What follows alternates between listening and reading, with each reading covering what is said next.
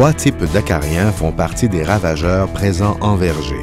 Ces acariens sont le tétranique rouge, communément appelé mythe rouge, dont les œufs qui ont hiberné sont observables même avant le débourrement des pommiers, ainsi que le tétranique à 2 points et l'ériophyide qu'on pourra observer dès l'apparition du feuillage. Ces acariens se reproduisent rapidement et seront présents tout au long de la saison. 2 de ces acariens sont susceptibles de causer des pertes appréciables à défaut de traitements appropriés, le tétranique rouge et le tétranique à 2 points. Les œufs du tétranique rouge mesurent en moyenne 0,13 mm et sont pondus principalement à la face inférieure des feuilles. Les œufs d'hiver, d'un rouge un peu plus foncé, sont souvent pondus en groupe de la mi-août au début d'octobre sur les lambourdes et replis de l'écorce et même au calice des fruits lorsque les populations sont abondantes. L'adulte est rouge et muni de soie dorsale naissant sur de petites protubérances blanchâtres. Il a l'apparence d'une araignée miniature. Sa taille est de 0,3 à 0,4 mm et est observable à l'aide d'une loupe grossissant 10 fois.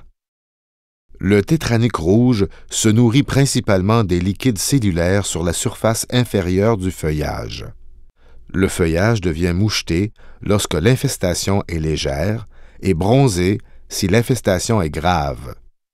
Une attaque sévère peut occasionner une diminution de la coloration et du calibre des fruits, une chute prématurée et une réduction du nombre de bourgeons à fruits pour la saison suivante.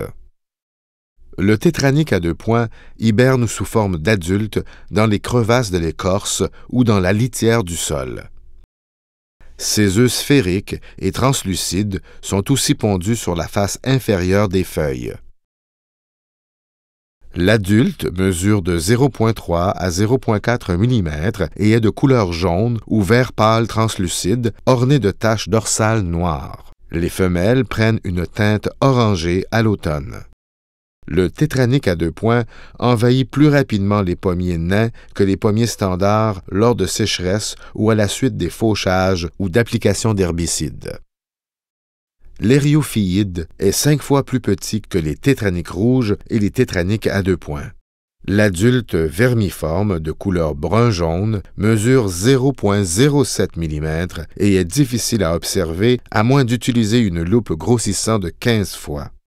Sous de très fortes populations, plus de 200 par feuille, il y a bronzage du feuillage et brunissement de la face inférieure. Son contrôle n'est habituellement pas nécessaire. Sa présence favorise le développement et le maintien d'acariens prédateurs comme l'agistème. Au besoin, il peut être contrôlé en même temps que les tétraniques par l'utilisation d'un acaricide en saison. Débutez le dépistage des œufs d'hiver du tétranique rouge au stade dormant ou dès le débourrement. Observez 30 bourgeons à fruits à raison de 2 bourgeons par arbre de côté opposé. Concentrez les observations sur le côté ombragé des bourgeons à une hauteur de 1,5 m et principalement près du centre de l'arbre. Pour faciliter les observations, on peut briser les bourgeons à fruits situés sur le tronc. Portez une attention particulière aux cultivars sur lesquels les populations se développent facilement, tels Délicieuse et Sparta. S'il y a présence d'au moins un œuf sur 20 % des bourgeons observés, il faut considérer un traitement à l'huile supérieure. L'huile agit par suffocation sur les œufs et les jeunes larves et doit être appliquée avant ou pendant l'éclosion des œufs entre le débourrement avancé et le pré-bouton rose. L'huile devra recouvrir entièrement les œufs pour les tuer. Le traitement doit se faire en dilué, à basse vitesse, à des températures d'au moins 15 degrés Celsius, avec peu ou sans vent. Consultez le guide de traitement foliaire du pommier et bien lire les étiquettes. Afin de prévenir les risques de phytotoxicité, les traitements se feront à demi-dose si effectués au pré-bouton rose. Ne pas utiliser s'il y a risque de gel après traitement et ne pas utiliser à partir du bouton rose.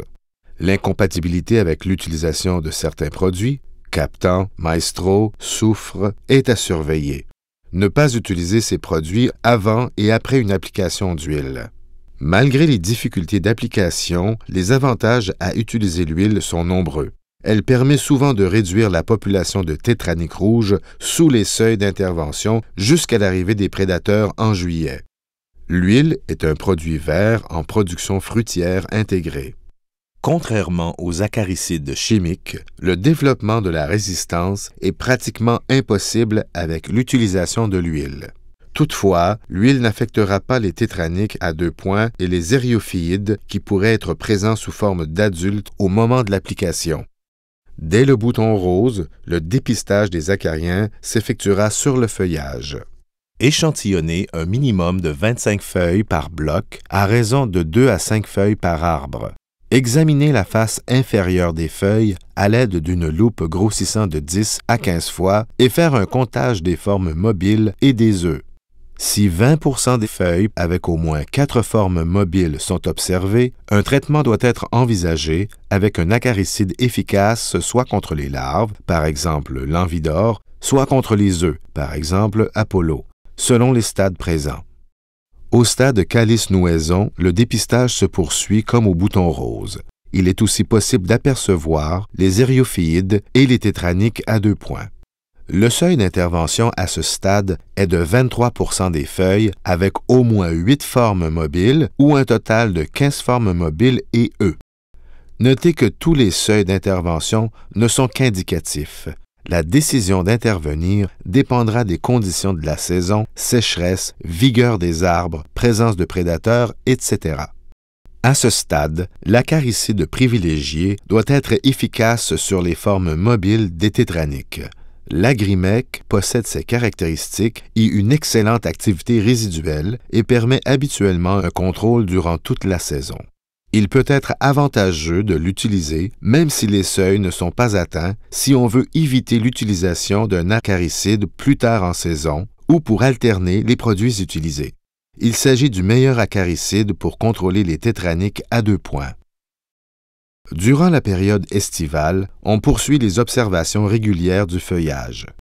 Pour juillet, les seuils d'intervention demeurent les mêmes, mais pourront être doublés à partir du début d'août en fonction des conditions de la saison. Il est important de vérifier la présence de prédateurs tels les phytocïdes, agistèmes et autres prédateurs.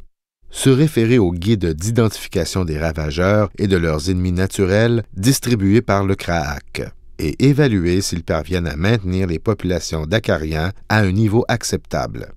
Il faudra aussi noter lors des observations la prédominance du type d'acarien, soit tétranique rouge, tétranique à 2 points ou eriophyide afin de choisir le produit approprié si un traitement s'impose. Par exemple, l'acaricide acramite est surtout efficace contre les tétraniques à 2 points, alors que le Nexter est surtout efficace contre les tétraniques rouges et l'eriophyide. Consultez les grilles d'efficacité du réseau pommier disponibles sur les affiches, avertissements et guides de production fruitière intégrés pour choisir le produit le plus approprié. Enfin, il faut garder à l'esprit qu'en production fruitière intégrée, nos meilleurs alliés face aux ravageurs sont les prédateurs. En fin de saison, on cherche à baisser les populations d'acariens, non à les éliminer complètement pour laisser une source de nourriture aux prédateurs. On pourra ainsi s'assurer de leur service l'année suivante. Dans cette optique, si malgré la présence de prédateurs, un traitement d'été devenait nécessaire, il serait possible de traiter un rang sur 2 seulement. On diminue ainsi le risque tout en conservant les prédateurs et leur nourriture.